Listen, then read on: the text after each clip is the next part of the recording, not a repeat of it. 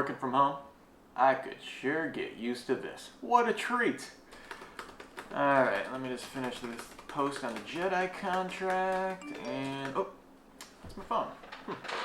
Better check that, might be important. Oh. Well, looks like I gotta edit now.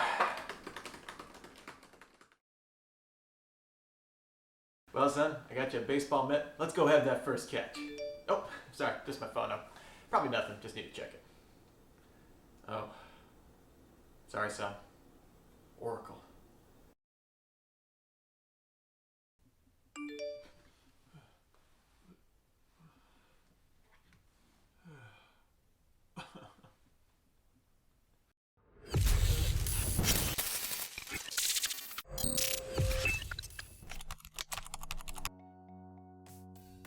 Here at Gestalt IT, we usually don't get too caught up with things like customer wins.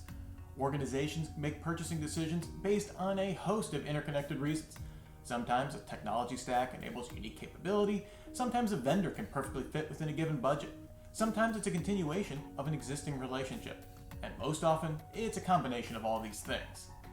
The public cloud is a little different, in that the wins there feel a little bit more emergent than who chooses a storage array or a new networking stack.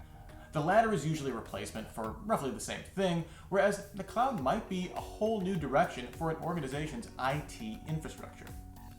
Even still, it would need to be a pretty big win to really draw our attention here at Gestalt IT, if for no other reason than there's not much news to that story.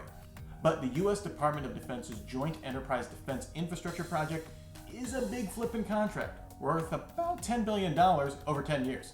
Consider that in 2019, Google Cloud Platform brought in a total of $8.9 billion in revenue, and you can see that this contract represents a giant amount of business for just about any of the cloud providers. The size of the contract was made even more prominent because the Pentagon announced that the JEDI contract would be awarded to a single vendor, winner take all.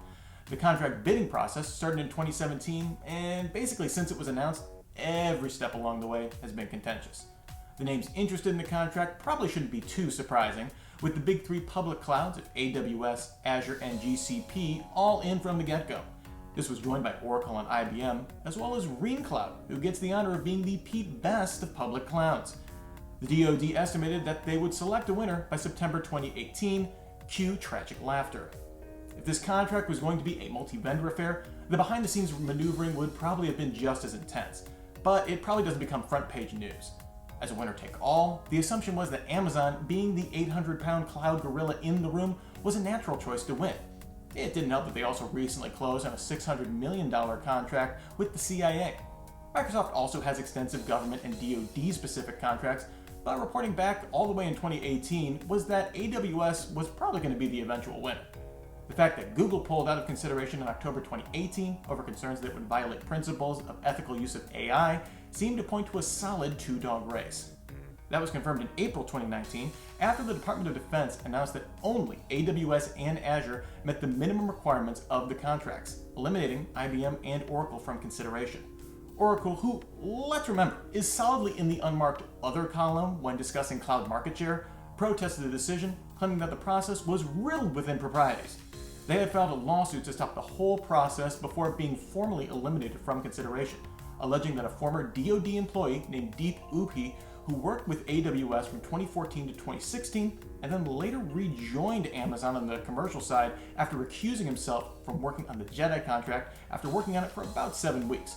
While the Pentagon had 72 other people working on the bidding process, Oracle cited, among other things, a closed eyes, tongue out emoji in Slack sent by Upi when mentioning another cloud provider. Really damning stuff.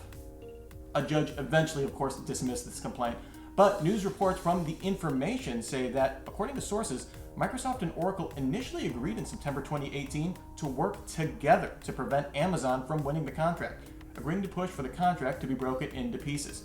Really seemed to have worked out well for Oracle.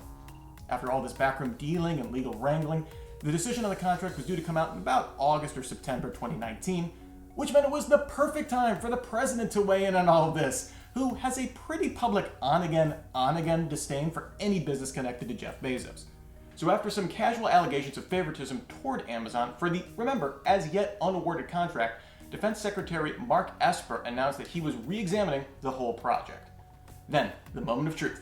In October 2019, the Department of Defense announced that, drumroll please, Microsoft won the contract.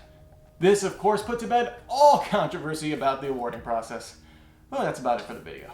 Oh wait, no, of course, it didn't solve anything. So, right after the award was announced, Amazon filed a protest, saying that there were minor problems with the winning bid being based on egregious errors and a result of improper political pressure. After reviewing the case, Judge Patricia Campbell Smith released an opinion in March that Amazon was at least likely to win on the whole egregious errors part of the complaint, with the DoD improperly evaluating the cost of Microsoft's data storage, and that, as assessed, Microsoft's proposal was, quote, not technically feasible. Yikes. Now the case is on hold, and the judge has given the Pentagon until August 17th to reconsider technical aspects of the award. And the Pentagon has said that it would give opportunity to reconsider the award decision at issue in light of Amazon's allegations.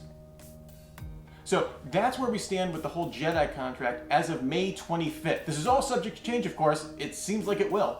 The Pentagon still hasn't moved to the cloud. Billions of dollars in cloud spend are still hanging in limbo, and Oracle still isn't going to win the award anytime soon.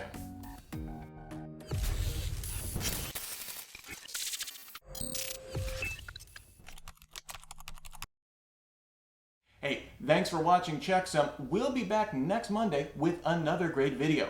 Be sure to subscribe to Gestalt IT's channel to get these and other great videos, like our Tomversation series with my good friend Tom Hollingsworth, in your feed every single week. And let us know, do you think Microsoft should keep the JEDI contract? And should this really be a winner-take-all contract to begin with? Let us know. We'll talk to you later.